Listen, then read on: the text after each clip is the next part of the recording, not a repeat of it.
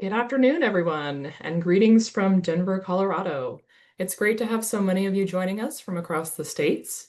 My name is Adrienne Fisher, and I'm a senior policy analyst with Education Commission of the States. I want to welcome you all and thank you for attending our webinar on state approaches to improve K-12 math achievement. We have a great discussion in store for you today with the ECS team and our partner, Renaissance. Please note that we are recording the webinar today to allow you to revisit this content as well as to share with your colleagues. And if you're joining us for the first time, Partnering for Success is designed to provide you, our commissioners and policymakers, with opportunities for connection with peers, researchers, and innovators who are providing solutions to some of today's most pressing education policy issues. We intend for you to leave these webinars filled with insight, inspiration, and resources that will support you as you address similar challenges in your states. On behalf of the ECS team, I'd like to thank our partners who help make events like this one possible. Thank you for your continued partnership and support that allows us to convene the people behind the policy. And I'm especially pleased to join forces with Renaissance for today's important conversation on state approaches to improve K-12 math achievement. We have a wonderful panel today of education leaders and experts to highlight policy strategies for supporting students and educators. As we move through the session today, we want to hear from you as well. So as you follow along, please be sure to place your questions in the Q&A at the bottom of your screen, and we'll address as many of those as we can after the panel discussion. But first, I'd like to start us off by going over the national landscape for math education and some of the state policy trends that we've seen in recent years.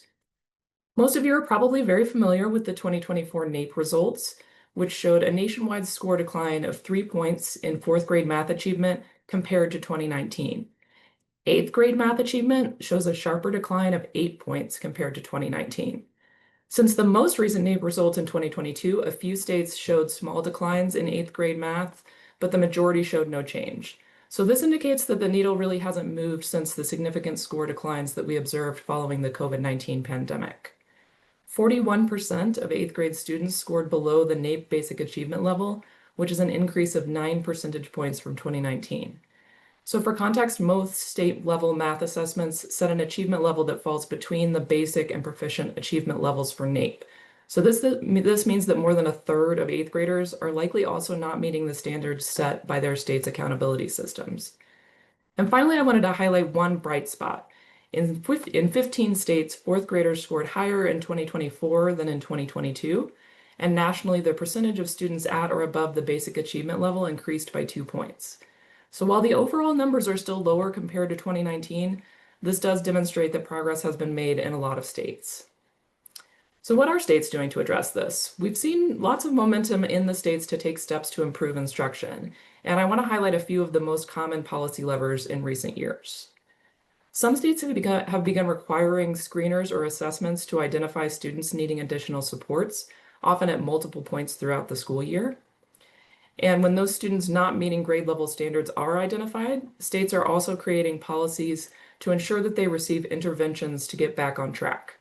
Those interventions may involve a personalized learning plan, tutoring during or after school hours, or summer learning programs. States are also working to ensure that students and teachers have access to high-quality instructional materials and evidence-based curricula incorporating the latest research. And finally, some states are incentivizing or requiring professional development for math teachers, both in educator preparation programs and after they enter the classroom. You may notice that some of these policy approaches sound familiar, as many states are following a similar blueprint to the policies that we've seen adopted to address student literacy in recent years. Obviously, math and literacy are very different in how the learning progression occurs, with foundational concepts building upon each other in order to scaffold into more complex math in later grades. But the basic policy approaches of assessment, intervention, and teacher preparation are being employed in similar ways in a growing number of states. And to give you an idea of how these policies are being implemented across the country, this map shows states that have enacted legislation related to math over the past few years. We identified at least 14 states with policies in place, though quite a few are very recently enacted and still in the process of being implemented. And we'll be hearing later from Kentucky's Chief Academic Officer to give us an overview of the implementation of their recent numeracy legislation. And finally, I want to touch on a few other policy considerations as education leaders move this work forward in their states. We're seeing some variation in how states are implementing math policies across grade spans. Some states have focused primarily on early elementary grades to strengthen foundational math skills and set students up for success in later grades. Other states have looked at broader grade spans to create a continuum of supports for math across the K-12 spectrum. States have also been evaluating and aligning their standards to ensure that those concepts reflect research and best practices that are implemented in classrooms. Some states are also working to improve access to accelerated math pathways, implementing automatic enrollment for students meeting benchmarks for more advanced coursework. And finally, as states are rolling out these new policies, there will be an increased need to provide supports at the district, school, and classroom level to ensure that policies are implemented with fidelity and evaluated based on feedback from students, educators, and communities. And next, I'm going to turn things over to Dr. Gene Kerns with Renaissance to give us an overview of some of the research that can inform policy considerations in math instruction. Gene is a third-generation educator with teaching experience from elementary through university level and K-12 administrative experience, and he currently serves as Chief Academic Officer of Renaissance. Welcome, Gene. We're glad to have you with us today. Thanks, Adrian, and thanks to everybody at ECS for facilitating all of this. It's not just me today. I'm joined by some other wonderful presenters, Dr. Andrew Houlihan from Union County Public Schools in North Carolina, and Micki Ray-Marinelli, Chief Academic Officer from the Kentucky Department of Education. So I just want to kick things off with just one sort of high-level kind of idea and a piece of advice, something that we did that has made all of the difference for us. That is, at Renaissance, we really leaned into the concept of learning progressions.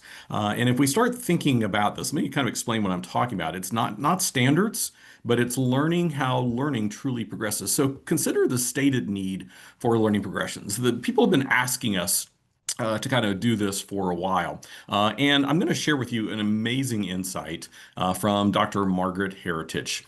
Because again, we have a lot of standards out there. And notice what she says.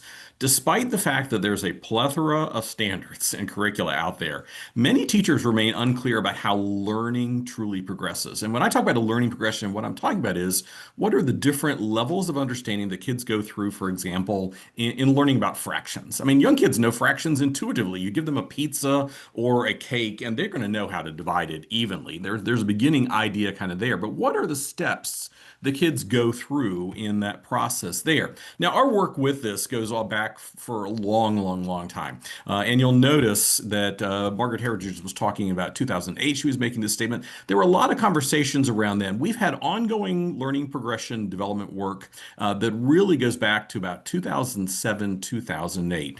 Now, as we move on, I'll give you a little bit of history here. We've actually worked with a wide variety of presenters. And this relates all the way back to the National Math Panel Report. And I want to highlight something of tremendous interest. The National Math Panel Report came out in 2008, and it had really bad timing. Because we had the National Reading Panel Report, it got billions of dollars of funding for training. The National Math Panel hit us right when the economic crisis around the real estate market crash hit. So even though the report's been out there for a while, a lot of those ideas did not get implemented, but they are really, really sound ones that we should go back to and take a look now when we're ready to take things to the next level with math. In particular, notice what they said in there. Anything that you can do to work to make sure that you have a focused, coherent progression of mathematics learning across the grade levels. And so as we move on and take a look at some of these other ideas, pardon me, I was skipping around here a little bit. Our work with learning progressions began in 2007 and was really focused on math learning content, but we've grown it very much from then. So as we press on, I want to give you a little bit of that history there. We worked with all these folks back about the time that report was coming out. And basically, they advised us to do the same thing. Make sure that you don't just focus in on the individual gradables, but make sure that everything is articulated vertically. Make sure that you reduce any overlap. Make sure that there's a clear progression of learning that moves up throughout the grades. And I'll tell you, that is something that we really leaned into, and it has made a tremendous difference for us in terms of our capacity and what we've been able to develop to support schools. Now, the question is, well, really, what's different about a learning progression approach? And as we move on and take a look at some of these ideas, next slide, if you will. There we go. So what's different about a learning progression approach? A lot of teachers, they really focus intently on the grade level that they teach. But that's not the way that things work when you work with learning progressions. In fact, I think it helps us be far, far, far more balanced. So what I often see is that building a learning progression really involves not only looking at each individual grade level, but making sure that everything fits together as a unified whole. So it's not just about knowing, for example, fifth grade if you're a fifth grade teacher, but you've got to know what are kids coming with from grade 4 and what are you preparing them for grade 5. And I think this puts an interesting balance or brings an interesting new balance to it because I believe that often teachers have a 90-10 focus when they really should have a 50-50. Let me explain what I'm talking about. Often teachers are so intently focused on their grade level, and often as leaders, we don't provide opportunity for teachers of different grade levels to get together to articulate the progression the kids should be going through. 90% of their time is focused on their grade, and maybe 10% of the time gets to be vertical articulation. Well, when you start leaning into learning progressions, it gets you to a far more balanced thing where, yes, you are intently focused on the grade level that you are teaching, but at the same time, you're also contextualizing that with the grade level that comes before it and the grade level that comes after it. Now, I told you we leaned into it. I want to share with you, everybody on the line, something that we learned and that we've made available to everyone. As we analyzed and we did work to develop learning progressions for every single state in the United States. So we unpacked the math standards of every single state and put them in an ideally teachable order. And as we were doing that work of creating kind of this custom fitted garment for each state based on your standards, our content experts working with math content and curriculum people across the country in think tanks and universities, we identified those skills that matter the most. What do you really have to learn at each grade level? Said differently, what do you have to learn at grade 2 to be ready for everything coming at grade 3? And what do you have to learn at grade 3 to be ready for everything coming at you at grade 4? So using that custom fitted garment, for example, the suit on the left is not done. It doesn't have sleeves. It's not finished yet. We expect a cuff. We expect some buttons. You don't necessarily have to have monogramming. But as we work through there, what we identified at each grade level is what are the absolutely essential skills. And I think something interesting emerged almost without any variance of more than 1 to 2%. What we found is within the math standards of all of the states, about 27 to 28% of them qualified for these particular skill designation. We call these focus skills. Again, the idea being that if you learn the focus skills of a grade level, you're ready for what's coming next. Here's the definition of focus skills from our partners on some of this work at the National Foundation for Educational Research in London.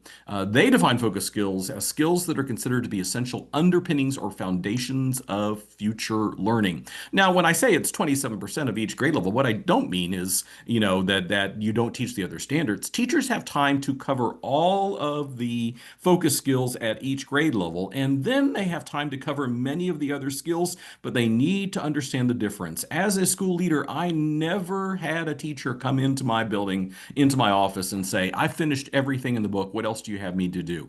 Everyone always rushes through the year and they're trying to make sure that they understand what's the most important. Well, we have an insight to offer to you. As we transition on, what you're going to see in just a minute is a link to our Focus Skills Resource Center.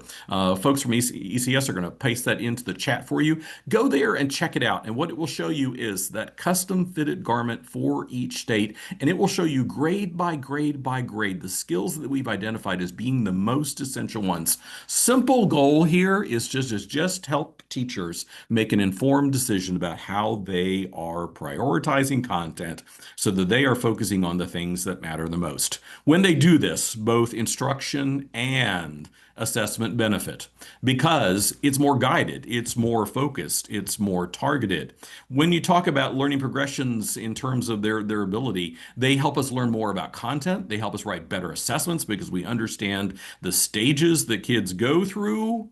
And As the result of that, they allow us to create assessments that get us more instructional planning information. Said differently, when we understand the steps of learning along the way and we create an assessment, the data from that assessment then does an even better job at informing us about what the next step for a student might be. Also, too, one last point. I said this earlier when I talked about the 90-10 and the 50-20. I think it's so critical that school leaders create time for vertical articulation, that time for teachers of different grade levels to talk with the teachers of the grade levels before them and after them, because all of these things bring to us a deeper level of understanding about how learning actually occurs, which brings us right back to where I started with Margaret Heritage's statement that even though we have a lot of standards out there, let's also make sure that our teachers are supported in understanding how learning truly occurs. So with that, I've just framed some big high-level ideas.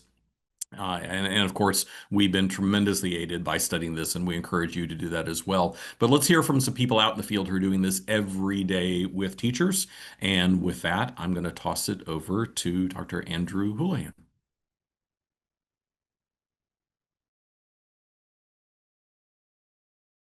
There we go. Now I'm unmuted. Thank you, Gene, for the introduction. As he said, I'm Andrew Houlihan, proud superintendent of Union County Public Schools here in North Carolina, and pleased to share with you all a strategy that we have put into place now for some time that has gotten tremendous results with improving math achievement. A few background notes. Number one, this model that you're going to see actually was developed first in Houston ISD when I was there doing school turnaround work between 2012 and 2016. Number two, I like to tell people that what I'm going to describe for you is simply one ingredient in a larger recipe for math reform. It is not the end all be all. There's a larger piece to the puzzle, many of which correlates with what Gene said. And number three, this is a part of what we do in Union County that's part of core math instruction. This is not an intervention. It does not take the place of core instruction. It is a part of core instruction. So our high dosage tutoring model began in 2017, primarily to support persistently low performing schools. When the pandemic hit, we then launched that across almost every elementary and middle school as a post-pandemic recovery strategy for academic recovery. And at the time, due to a lot of the challenges that districts were having, including us, with regards to staffing, we actually implemented two different models. The original model was what we call the whole grade model. That is implemented for every student in an identified grade. When the pandemic hit, we shifted to a targeted tutoring model, which was identified individual students based on their data from the prior year. So not all students in a grade level. In 2022, our General Assembly here commissioned several entities to really evaluate and research post-pandemic academic learning recovery strategies that were getting results. We were selected for one of those and worked with a group from UNC Chapel Hill, and I'll share those results in a minute. And as you're going to hear, our current implementation model and the model that we went back to last year is now the whole grade model. So if you were to visit us and visit our schools, we have moved completely away from the targeted approach and are back to the whole grade, which was the original focus of this initiative. And I'll explain why in a few minutes. So there are some core elements of our program. Number one, this is math only. We do not do this work in ELA or science. Our strategy is focused on math, and it is only in identified grade levels, specifically 4th and 7th grade. This is implemented daily during the school day, again, for all students in 4th and 7th grade, and it is a pull-out model where students will leave their classroom, go to a different location, and they will work with 3 students and 1 tutor, not to exceed 4 to 1, but 3 to 1 is the ideal ratio that we strive to achieve. If you were to come visit us and look into our schools, we have some pictures of what the high dosage model might look like. Here you can see small groups with a lot of different space for our tutors to work in, math manipulatives, charts, and a lot of writing space where we can track progress, including data. There are some non-negotiables that we put into place, beginning with curriculum. So we created our own curriculum for our grade levels. We did not buy a tutoring program off the shelf. And these are prescriptive lessons that really follow the pacing of math instruction that is about 2 days behind when the original math lesson began. It is data driven, and the goal is to have consistent implementation across all schools. When we hire individuals that will tutor, there are very few criteria. These are non-certified personnel, so these are not licensed teachers. You must have a high school diploma, and you must pass a math assessment with a qualifying score of 80 or above. We do that because if you're going to be in front of children teaching math and helping tutor, you got to know math content. So we've developed our own assessment that principals can choose from our pool of tutors once they do pass those assessments. And then we provide a robust series of onboarding, which is a combination between our human resources team and academics team. And then finally, we do require our tutors to go through monthly training. Even during the pandemic, we moved that to a virtual environment. This is a non-negotiable to help make sure that they are getting the resources and tools they need every month to really position them to be successful. We also developed what we call our curriculum binders. This is where our lessons live. Each school must identify what we call our tutoring champion to support the initiative in their building. They're responsible for the PLC work, for the curriculum guidance, for the staff development, as well as making sure that we have the designated space for our tutoring in the buildings. We also ensure that across the schools that are implementing our strategy, this is a 30-minute session every day. As I mentioned, 3 or 4 students per group. We will not impact core instruction. So this does not take away from your additional math classes, English language arts, science, or social studies. And then we do ask our schools to provide our tutors with the materials and resources that they need. So pre-pandemic, we knew based on raw data that we were getting some results that were really good. As you can see here, we had a double-digit increases in the number of percent of students proficient in math from the baseline year. 4 out of our 6 elementary schools during this 3-year time frame exited low performing. At the middle school level, we had even greater success in 7th grade. As you can see that we had almost a 10% increase in the percent of students from the baseline year. And during the 2017 to 18 to 19 time, we actually had a 16% increase during that 1 year. The 2 middle schools that were implementing this were 1 point away in our accountability system from coming off of the low performing list. We then wondered, okay, post-pandemic, what is the raw data telling us? And as you'll see, we took a little bit of dip in 4th grade. Now, as a reminder, from the years 21 to 24, we were implementing 2 different models. We were implementing a whole grade approach as well as a targeted approach. We think that, as you're going to see based on the research findings, the impetus you'll see here, or the impact here, was the targeted tutoring was not as robust as the whole grade. While our accountability scores have yet to be released publicly, what I will say is we are confident that if we were to add a bar graph or a chart for 24-25 reflecting last year's math performance in both 4th and 7th grade, you're going to see those go up even more. So again, post-pandemic in 4th grade, kind of steady. In 7th grade, we maintained that level of increase. Keep in mind that during this 3-year time frame, we went from 6 schools to almost 13 to 15 that were implementing these models. So the number of schools increased based on the performance of students and trying to get more kids back on grade level as a post-pandemic recovery strategy. So at the end of the day, what does the research says? As again, we partnered with UNC Chapel Hill. When they published their policy report, they put together 5 findings, beginning with number 1, the impact of the whole grade model was robust and positive. They found that there was a statistically significant increases in 4th grade math specific to the whole grade tutoring model. They also found that the targeted model, it did have an impact, but that impact was a little bit weaker than the whole grade model and less robust. It was working, just not to the degree of our 4th grade, which is why we are going back to the whole grade model last year. You can see here in the 3rd one that the effects and the impacts on those scores were uniform across all students of prior achievement levels. And number four, which this was not a surprise for us, that students with disabilities or exceptionalities did not benefit. That we believe that to be the case because the tutoring model did not incorporate anything from an IEP standpoint. This was basically based on the abilities of the kids during that time. And then five, the tutoring program was cost effective relative to other educational interventions. So what does all of this mean in layman's terms? Number one, students on average who were participating in this initiative had basically a 12% point increase in math achievement during the time in which the study was taking place. And again, the effect size was comparable to other types of educational reforms, including the Tennessee class size experiment.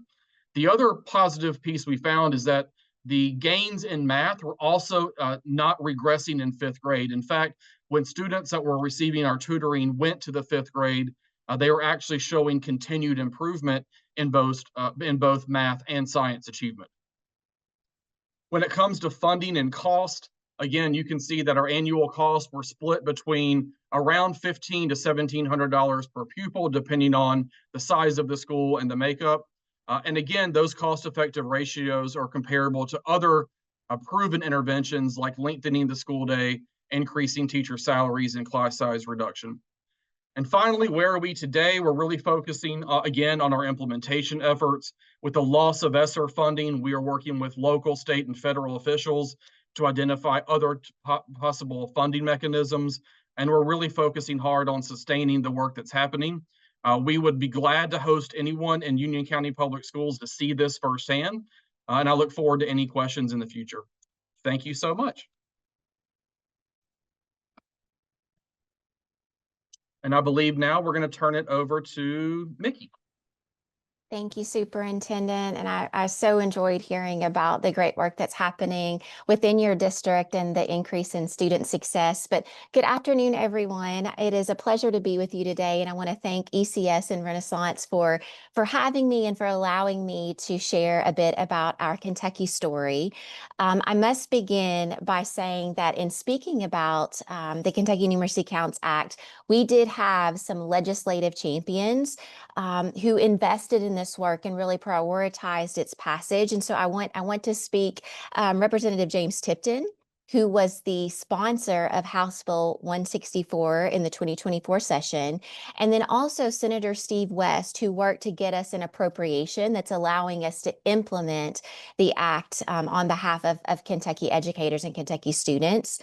So this policy was passed unanimously across both our House and Senate. And so I think that says it says much not only about the importance of math education within our state, but also about the respect that others in the General Assembly have for our legislative partners in Senator West and Representative Tipton. So we at the KDE are very grateful for their support in this legislation. And I want to be able to just speak to some of the high points here today. I've shared with my colleagues there at ECS that this is really a lot of text on the slides, but I wanted you to have something that you could refer back to if helpful later. And so to put it very simply, this legislation is targeted at improving student outcomes in mathematics. Now, they shared earlier that there were 15 states who did see growth between 2022 and 2024 on those NAEP results. And I'm happy to say that Kentucky was one of those states, but we have much work to do. And I don't think any of us across the Commonwealth would say that there is not further improvement, because that behind the data are students, and we want students to achieve proficiency in mathematics. And so much of the legislation focuses on MTSS for K-12. But because, as Adrian stated earlier, we know that mathematical concepts build upon one another, we knew that a focus on K through 3 numeracy would be imperative. It would be critical for this legislation. And so we also believe, though, that words matter. And so you can see there, it had a focus on mathematics proficiency being essential for all Kentucky students to achieve their academic goals. And so not just some, but each and every Kentucky student deserves access to high quality grade level learning in mathematics. And if you'll stay on this section 2 slide, just for a bit longer, I wanted you to see how that takes shape. So within Section 2, there is a focus on student access to valid and reliable universal screening, diagnostic assessments, high quality evidence-based mathematics instruction, and those intervention supports. And that's supported throughout the entirety of the legislation. When you start looking, though, at Section 4, it was codified into law as KRS 158.8402. And so really this is the heart of the legislation. And in Kentucky, most of our districts were already implementing either NWEA MAP or Curriculum Associates iReady or supports from Renaissance as a part of that screening. And so we feel very good about our selection criteria and the approved list for the screening assessments. But I will be honest in saying I think there is much work that needs to be done in the mathematics space to push on the diagnostic assessments and the validity and reliability, down to the student groups that would help us to really be able to signal quality around not only the screening assessments, but the diagnostics.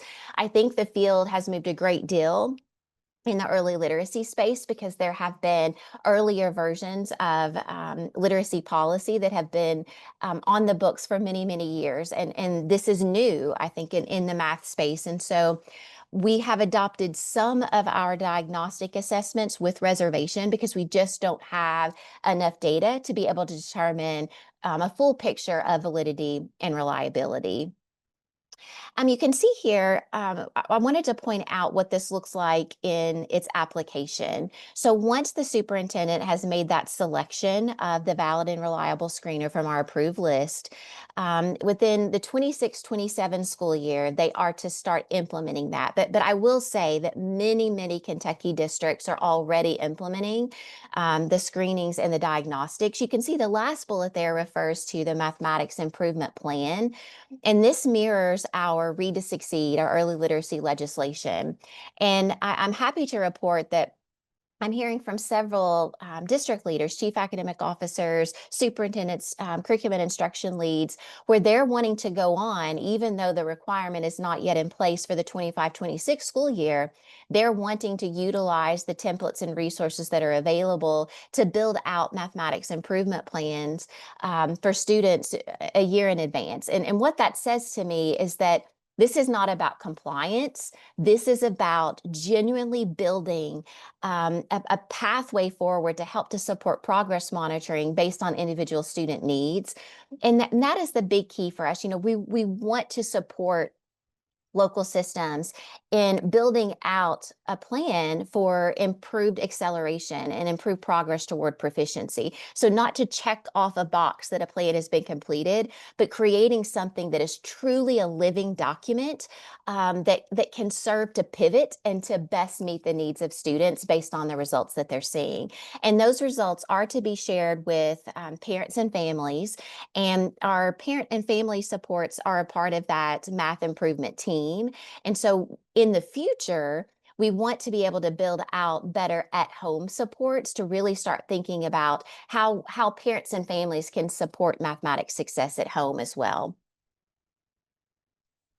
Next, I want to talk a little bit about just the local supports for the 26-27 school year. And you can see there, so Superintendent Houlihan talked about whole grade, high intensity tutoring, and that would be one option. But there is quite a bit of local flexibility in terms of how they build out the specific supports that will meet the needs of the students that they're serving. And so that might be accelerated intervention within the school day or outside of the school day, intensive instructional services, but that progress monitoring, as I mentioned before, is really key to ensure that we are coming together to determine what is needed for that student to be able to have growth and success toward proficiency.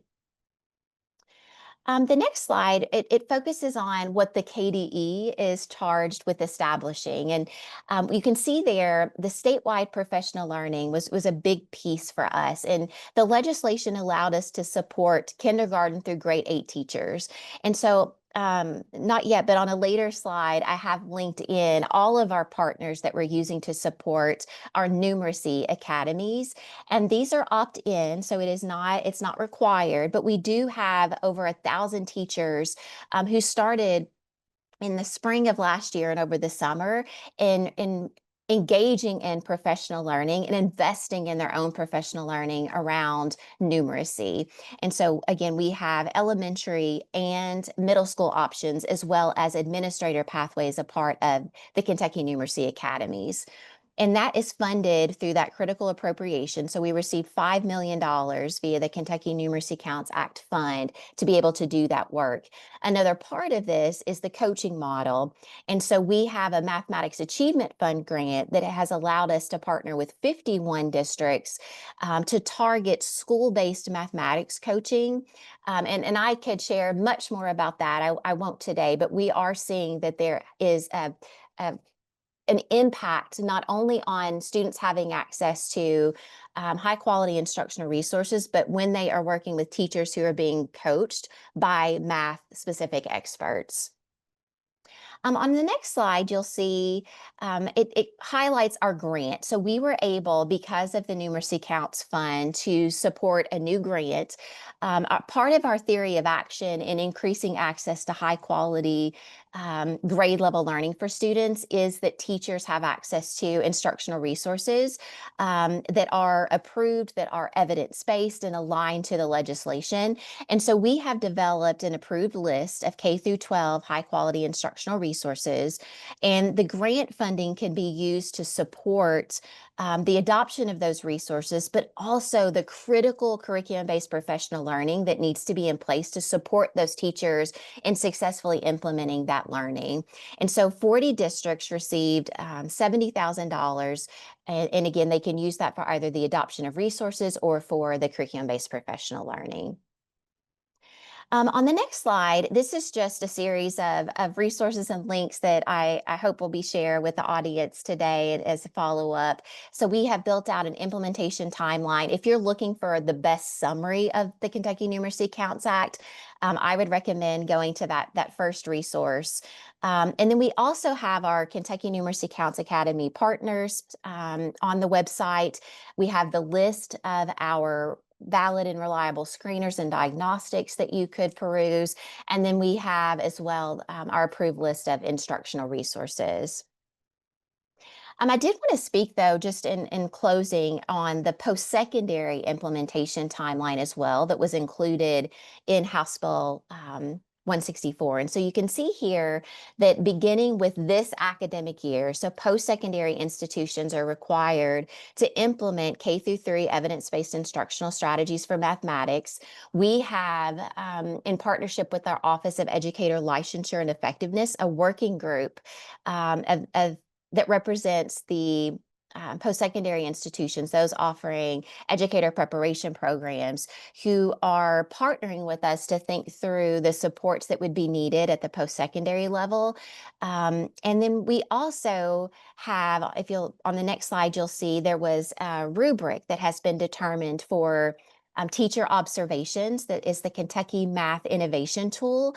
And so it says evaluation rubric, and that is the language of the legislation, but really it's not meant to be wholly evaluative in nature. It's meant to be more useful for feedback and coaching so that teachers can see what are the effective teaching practices and which ones might I target for my professional growth to make the highest impact on the student experience for the students that I serve.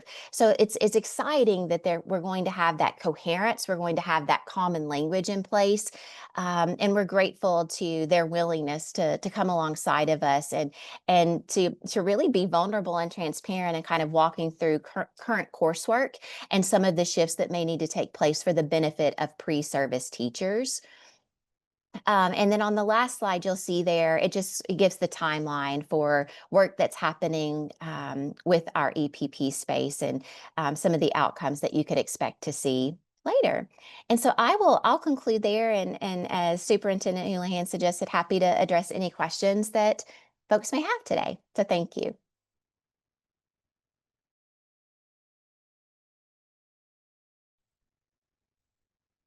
Micki, I had a follow-up question for you, if you don't mind. I was wondering if you could speak to how the implementation process in Kentucky will be able to incorporate feedback from educators and communities as these new policies are rolled out. You spoke a little bit about building in some flexibility within those policies in order for schools and communities to be able to make those choices for what serves their students' needs best. But can you speak a little bit to how you plan to sort of gather feedback as these policies are being unrolled? Absolutely. I must say that one of the most powerful parts of moving the legislation forward, Representative Tipton met with many Kentucky educational stakeholders. So he heard from practicing educators, he met with administrators, district leaders, parents and families. And so he did a lot of work at the beginning to ensure that that there was support for the legislation and an understanding of the why behind it. I think one of the most important pieces for us at the KDE moving forward is to really ensure that the time that we're requiring for our academies, those teacher academies, administrator academies, is time well spent, and that they feel that that professional learning is relevant, that it is immediately actionable, and that the strategies they're learning there are aligned to the adopted instructional resources that they have and can be implemented for the benefit of students. And so we have many feedback mechanisms in place there, from as simple as surveys, but also being able to do some focus groups with those folks who are participating in the Kentucky Numeracy Academies. And I think another thing that's going to be important, we are building out a network to support our grantees. And so that would be representative of district leaders, of building administrators, and hearing more from them on where they are with implementation, what gaps exist, and how we as the KDE can come alongside of them to better support the work that's happening in the field.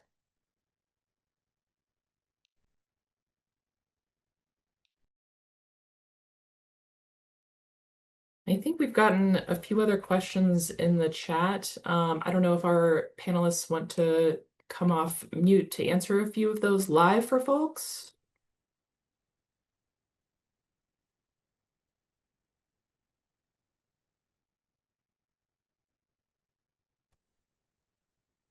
We had one question for Superintendent Houlihan. The question is, are you asking your colleagues to help you identify, or sorry, colleges to help you identify students receiving federal work study in their financial aid packages so the tutor wage could be subsidized with federal funds? No, we are not doing that. That's a great idea. That would be something that we would greatly be interested in learning more about as another idea. So I see in the chat, Alan put that in there. If you'd love to reach out to me, we'd like to learn more on what that possibility might be. And hey, that could be a great additional recruitment effort for sure.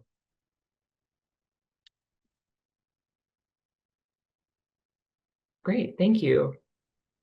And then we also had a question for Kentucky, wondering what type of guidance KDE is offering educators on what to do with the results of the screeners and diagnostic assessments. Absolutely. Happy to speak to that. And there on the slide where I had a lot of the Kentucky resources, you would be able to access this page. And so we've built out both for early literacy and for numeracy counts, a lot of guidance, first and foremost, just in terms of how we are selecting, like what is our selection criteria for the screeners and diagnostics. And then there is also a piece around MTSS, and we have a great team who's supporting that work that provides educators with recommendations for the parts of the mathematics improvement plan, how to support progress monitoring, what to look for in timelines. And none of that is mandated, but we want to be able to provide guidance around the MTSS workings so that folks feel best supported in being able to implement that and really meet the needs of their local communities. So all of that would be on our numeracy counts assessment webpage, and I'll make sure that I share that with folks here so that that can be included as a follow-up. Well, you are on the hot seat for a couple more questions Oh, here, okay. Micki. We have one participant asking how you arrived at the approved screenings and high quality instructional materials. So we looked at validity and reliability and classification accuracy. So we relied heavily on the National Center for Intensive Intervention and really looked at their guideposts. We have a process where folks can submit screeners and diagnostics for review, and then we publish those each year. And so we tried to get ahead of the game, knowing that superintendents had to make that adoption as of January 1 of 2026. We wanted to ensure that there was a long runway for the selection of those materials. And so you can see in that selection criteria, it was like 0.70, 0.60, but those are the three categories we looked at. We looked at validity, reliability, and classification accuracy specifically. Thanks. And then our last question is also for you. Are you designing professional development sessions that are differentiated for educators, and will technology play a role in these engagements? So we have partnered, again, with several different state level partners. And so I'll give a couple examples. Our Kentucky Center for Mathematics worked with really math leaders across our state and building out the Numeracy Counts Academy work for K-5 teachers. So they have, it's actually a 2-year learning experience where they'll have some additional coaching support. So we're really excited about the potential for the Kentucky Center for Mathematics work that parallels an administrator academy. So they partner together with PIMSR, who is another important organization within our state to advance mathematics and science.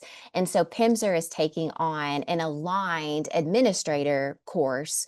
And so those are very much tailored to be specific together. The other thing that we're doing, so our Advanced Kentucky is another partner, and they are focusing specifically on increasing access to algebra at the 8th grade. So we are working very hard to ensure that more and more students across our state have access to more rigorous mathematics. You know, we're finding that a lot of students get to high school and they don't even have the credit availability to engage with more advanced mathematics. And so change can be challenging, but we feel very passionately that the more students who are able to have exposure to algebra specifically in middle school, the better that will be for their post-secondary readiness and the options that they have for college and for career as well.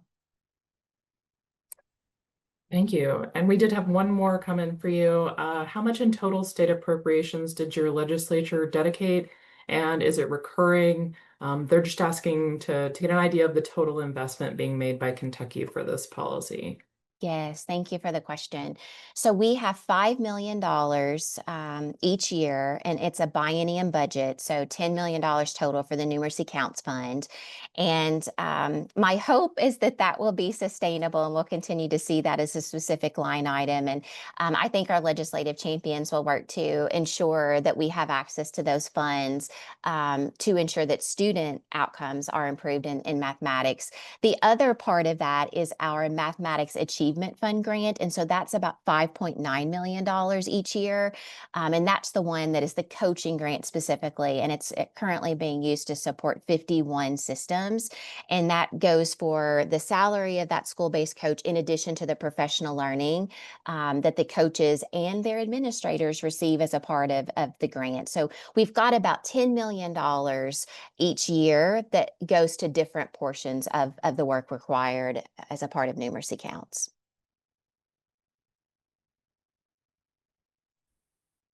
Let's see, we've got a couple more questions. One for Superintendent Houlihan. Why did you decide to focus on 4th and 7th grades? And are there considerations for moving lessons from this program to other grades?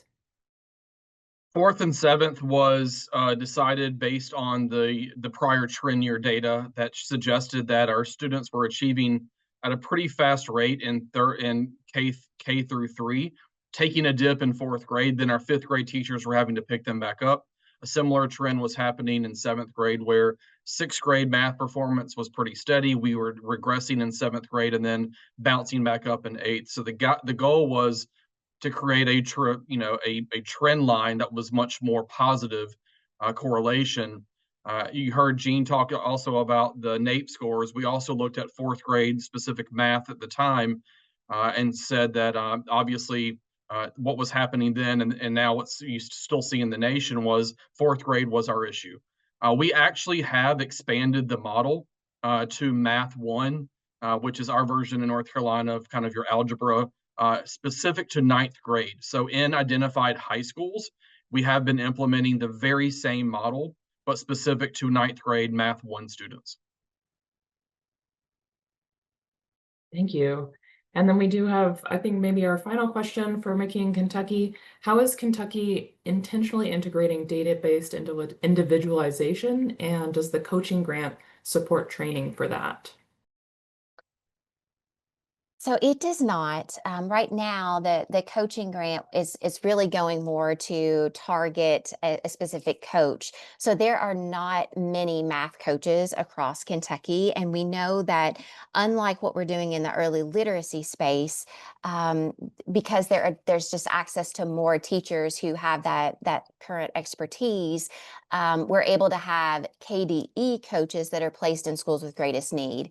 For our math model, we knew we needed to do it a bit differently. So we're trying to empower local systems to identify a school-based coach across their district that can really be empowered to support the teachers and students within that building. So the funding can go for the salary of that position, it can go for the instructional resources, and then professional learning as well. And so we do, though, support in terms of professional learning, the knowledge of that coach to make individualized decisions in helping teachers think about the teacher moves that need to happen related to the mathematics improvement plan. But we would have to do some adjusting to funding, and potentially in future phases. I think that's something that we could consider. Right now, this is really foundational work, and so we're trying to empower the establishment of a math coach in buildings across the Commonwealth. Great. Thank you so much, Micki and Superintendent Houlihan. And thank you all to our participants for all those great questions and for your engagement today. We really appreciate each of you joining us. And I want to give a huge thank you to Gene, Andrew, and Micki for their perspectives. To our audience, please remember the Education Commission of the States is here to support you in your work. And we trust that hopefully you'll take away at least one idea from today's webinar that your state can draw from. And if you have questions or requests related to today's session, please don't hesitate to reach out. As I mentioned, today's recorded session will be shared in your post-event email. Please feel free to pass it along to any colleagues that weren't able to attend. And stay tuned for future Partnering for Success webinars that we will be hosting later this year. Thank you again for joining us today, and enjoy your afternoon.